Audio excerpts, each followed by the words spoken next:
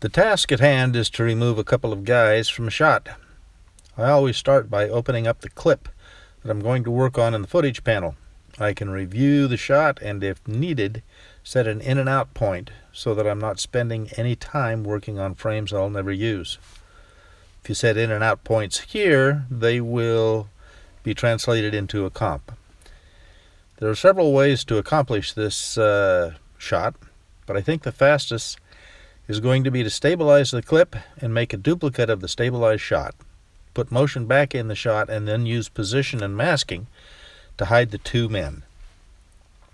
The motion tracking workspace is nicely set up for this, so I select the source, make sure the clip is selected, and then stabilize position, scale, and rotation. Let's zoom in to get a better view and adjust the tracking area and position so I have enough detail to get a good track. I'm going to use the belt line for both of these guys as the first detail to track. Their heads will give me another good detail.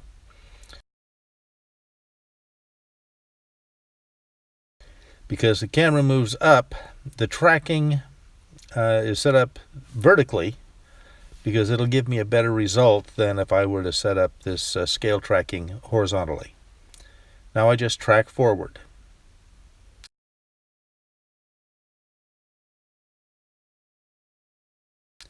The track looks pretty good, so I apply it to X and Y.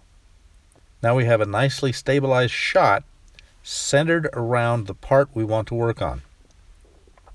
I'm going to rename this layer Stabilized. You'll see why in a minute.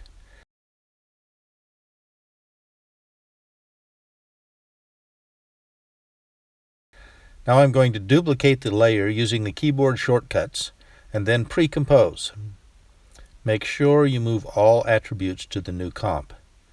The next step is to put the motion back into the shot. This is pretty easy to do with expressions and a null. Add a new null by using the keyboard shortcut Shift plus Alt Option plus Control Command plus Y, and then I'm going to use one of my favorite custom animation presets to destabilize scale and rotation to the null. The stabilized parent and the pre-comp are then parented to the null. The footage was renamed Stabilized so the expression would know what layer to look at. The only layer that we are going to work on is the pre-comp, so I'm going to lock both layers and then turn off the null.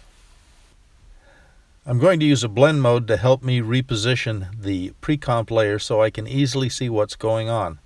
Classic Difference works well for this. I'm going to match the bottom of the tree line as well as I can and get these two guys kind of standing next to these other two guys. This looks pretty good. Now I'm going to change the blend mode back to normal and to hide the layer to reveal the original.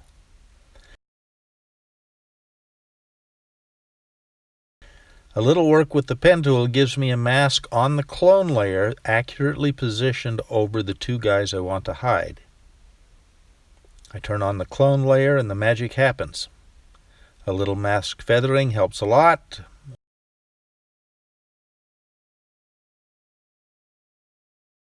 A little more adjusting will clean things up.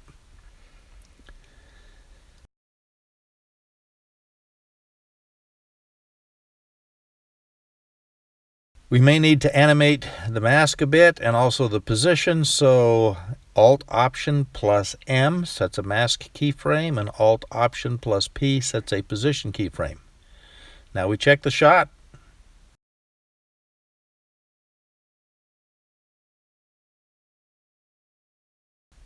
Make some other adjustments. Changing the mask color makes it easier to see. A little more tweaking here and there, and we're done. You may need to add some additional color correction, but for a lot of similar shots, that's all there is to it.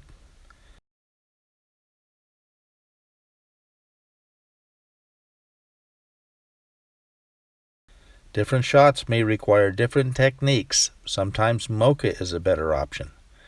But for this shot, this technique in about 7 minutes is all that it takes.